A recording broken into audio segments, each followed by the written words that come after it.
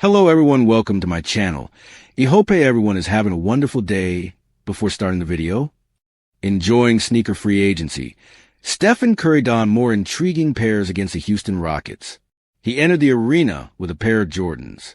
For the game, he chose to honor his Olympic teammate, Tyrese Haliburton. Curry wore the Hali ones, continuing on his unique experience. Try and get some good product, but it's just fun to, again, honor certain eras, moments in the game, current athletes who are doing great things and just having fun with it. He said about his sneaker mindset. However, a cruel fate awaited Stephen Curry when taking on the Rockets in their NBA Cup clash. The game in itself wasn't memorable. The babyface assassin was held to just 14 points, with the Rockets' physicality hampering the Warriors' sensation. And toward the end of the game, his troubles increased. Curry and Amen Thompson clashed during a sequence, leaving the two-time MVP in grueling pain. It sparked large-scale concern for the struggling Warriors. Curry had to be helped off the court as he kept limping. Steve Kerr didn't have much information about the exact extent of the injury, but he did find himself relieved because it was a quad injury, better than an ankle or a knee. So, hopefully he can recover quickly and be okay, but we gotta hold down the fort, Kerr added. Stephen Curry headed straight to the locker room after trying to play through the ailment. The Warriors star will undergo an MRI scan to understand the damage. However, fans don't see this as an unfortunate incident. They feel a curse followed Curry for the choices he made. NBA fans are convinced Puma cursed Stephen Curry. Stephen Curry has worn Nikes, Adidas, and even Jimmy Butler's signature shoe. Not once did he find himself in injury trouble. Tonight, while donning the Hali ones, Curry suffered an ailment, and fans could only think of one reason. Puma curse, a fan commented, and it stems from the brand's recent history. Tyrese Haliburton, who unveiled his signature shoe during the NBA Finals, suffered a season-ending Achilles tear in Game 7. Moreover, even LaMelo Ball has failed to stay healthy.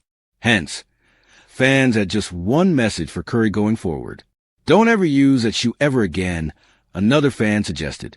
Others who immediately reacted also said, don't ever use that shoe ever again. Some even felt the injury was similar to Haliburton's and made a plea to the Pacers star, too. He got hurt like Hali, too. Tell these two to take MDF, off. Just to be clear, both ailments are significantly different. Tyrese Haliburton played that Game 7 knowing there was a possibility of aggravating a pre-existing injury. Stephen Curry tried to draw a charge, hurting his quads due to contact from Amen Thompson. Of course, linking injuries to a shoe brand isn't practical. In general, the NBA has faced several injuries of late. Jason Tatum, Zion Williamson, and Paolo Banchero all represent the Jordan brand and have run into injuries. That doesn't mean the brand itself is cursed. In Curry's case, it was the physical nature of the play that led to his injury. This wasn't like the frequent ankle injuries he suffered early in his career. Nonetheless, the Warriors will hope there isn't any extensive damage. The team, which has lost 4 of its last 5, desperately needs Curry on the floor to compete. If he does end up missing time, the fan sentiment around Puma might just grow stronger. IT was supposed to be a night of sneaker free agency pageantry.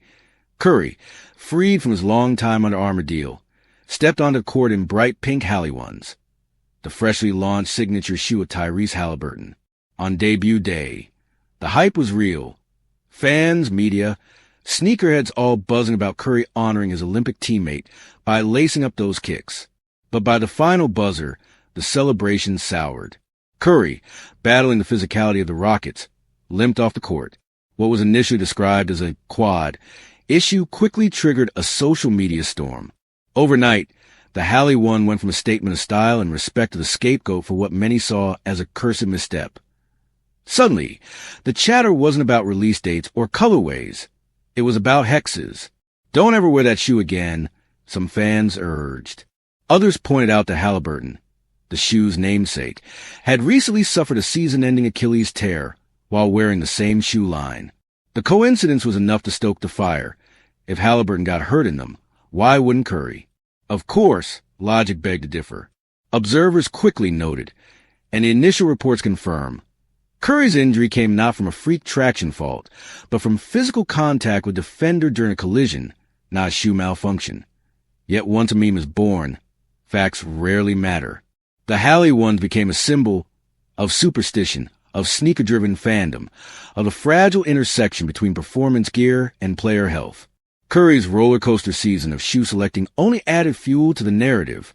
One night, a warm-up nod to nostalgia and camaraderie.